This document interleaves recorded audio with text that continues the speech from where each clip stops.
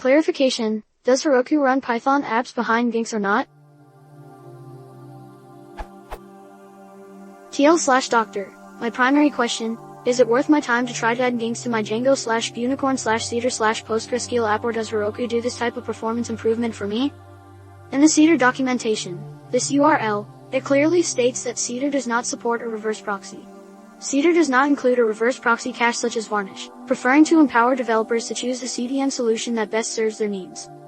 Again, the routing article, this URL, it is specified that Nginx is not done automatically, since requests to Cedar apps are made directly to the application server, not proxied through an HTTP server like Nginx. Any compression of responses must be done within your application.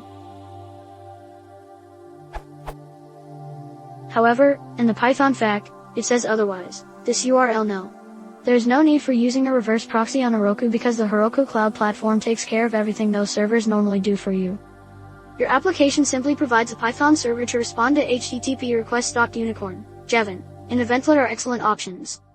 Because the web server is embedded in your application, you can easily test and debug the exact same code in any environment.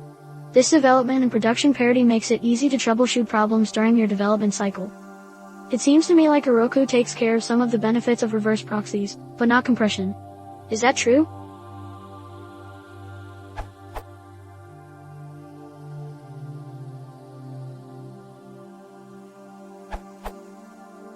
Heard back from Heroku support. We do not recommend trying to add Nginx to your stack, nor does Heroku provide that layer. But you are correct that if you wish to zip responses, your application must zip the responses. This is often handled in application framework, for example Ruby's Rack, as a middleware layer. Zip is extremely fast, and this should not add any significant latency to your requests. This confirms that you do not need to run Nginx for its reverse proxy feature on Heroku.